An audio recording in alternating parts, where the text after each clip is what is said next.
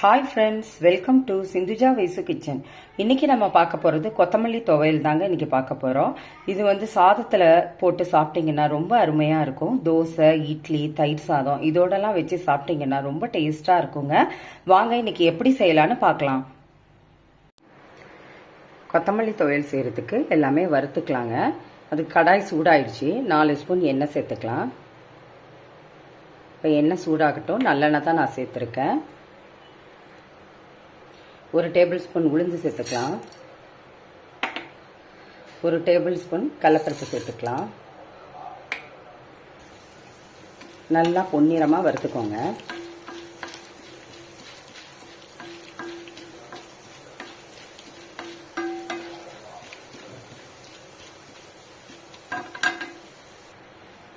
இப்போ நல்லா பொன்னிறமாக வறுத்தாச்சுங்க. இப்போ இதோட வந்து பச்சை மிளகாய் ஒரு 7 பச்சை மிளகாய் நான் சேர்த்துருக்கேன். அதுவும் நல்லா கலந்து விடுங்க. நான் காரத்துக்கு ஏற்ப 7 பச்சை மிளகாய் சேர்த்துருக்கேங்க. நீங்கள் இதில் வந்து வரமிளகாய் கூட சேர்த்துக்கலாம். நான் பச்சை மிளகாய் சேர்த்து தான் இன்றைக்கி செய்ய போகிறேன். இது நல்லா காரமாக இருக்கும். 7 கரெக்டாக இருக்கும். உங்களுக்கு காரத்துக்கு ஏற்ப நீங்கள் சேர்த்துக்கோங்க. இதோட நான் பெரிய பூண்டு ஒரு 10 பல்லு எடுத்து வச்சுருக்கேங்க. சின்ன சின்னதாக கட் பண்ணி வச்சுருக்கேன். இதுவும் சேர்த்துக்கலாம். இதுவும் நல்லா கலந்து விடுங்க. நல்லா வறுத்துக்கோங்க. இது கூடவே 10 சின்ன வெங்காயம் எடுத்து வச்சிருக்கேங்க. அதுவும் சேர்த்துக்கிறேன். இதுவும் நல்லா வதக்கி விடுங்க.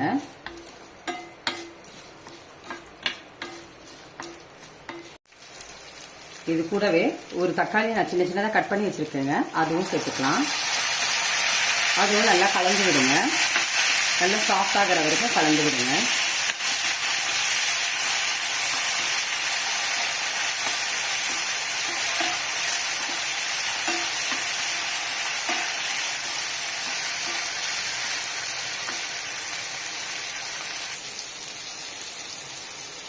சின்ன துண்டு இஞ்சி எடுத்து நான் சின்ன சின்னதாக கட் பண்ணி வச்சுருக்கேங்க. இதில் சேர்த்துக்கலாம். இப்போ இதில் சேர்த்துக்கலாங்க. அதுவும் நல்லா கலந்து விடுங்க.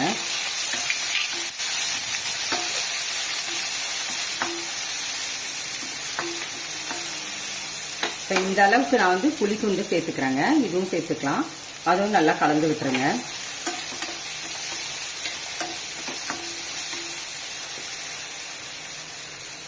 நான் ஒரு சின்ன கப் அளவு தேங்காவை துருவி வச்சிருக்கேங்க. இந்த அளவு நம்ம தேங்காய் சேர்த்துக்கலாம். இதுவும் இதிலே சேர்த்துக்கோங்க. நல்லா வதக்கி விடுங்க. இதுவும் கொத்தமல்லி தலை வந்து நான் ஒரு கட்டு எடுத்து நான் சின்ன சின்னதாக கட் பண்ணி நல்லா வாஷ் பண்ணி வச்சிருக்கேங்க. இது வதக்க தேவையில்லை. இது மேலேயே அப்படியே போட்டு சும்மா ஒரு தடவை கலந்து விட்டுருங்க. அந்த ஹீட்லேயே இருந்தால் போதும். இப்போ ஸ்டவ்வை ஆஃப் பண்ணிட்டு ஒரு தட்டில் மாற்றிக்கலாங்க. நல்லா ஹீட்லாம் குறையட்டும். அதுக்கப்புறம் மிக்சி ஜாரில் சேர்த்து அரைச்சிக்கலாம். நல்லா ஆறிடுச்சுங்க. இப்போ மிக்சி ஜாரில் சேர்த்துடலாம். இப்போ மிக்சி ஜாரில் சேர்த்தாச்சுங்க. இப்போ ஒரு 1/2 ஸ்பூன் உப்பு சேர்த்துக்கிறேன். ஒரு 1/2 ஸ்பூன் பெருங்காயத்தூள் சேர்த்துக்கிறேங்க. இப்போ அரைச்சிட்டு வந்துடலாங்க. இப்போ துவையல் நல்லா நைஸாக அரைச்சிட்டு வந்தாச்சுங்க. இப்போ நம்ம வந்து ஒரு பவுலில் மாற்றிக்கலாம். இப்போ இந்த துவையலோட இந்த தாளிப்பை இதை சேர்த்துக்கலாங்க.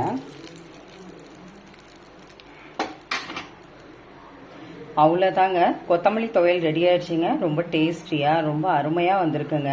இது கூட வந்து சாதத்தில் போட்டு சாப்பிட்டீங்கன்னா கூட ரொம்ப அருமையாக இருக்குங்க. தோசை, இட்லி, வெரைட்டி ரைஸ், அப்புறம் வந்து தயிர் சாதம் எல்லாத்தோடையும் ரொம்ப அருமையாக இருக்குங்க. இதை நீங்களும் ட்ரை பண்ணி பாருங்கள். உங்களுக்கு இந்த வீடியோ பிடிச்சிருந்துச்சுன்னா சப்ஸ்கிரைப் பண்ணுங்கள். பக்கத்தில் உள்ள பெல் பட்டனை கிளிக் பண்ணுங்கள். Okay, thank you.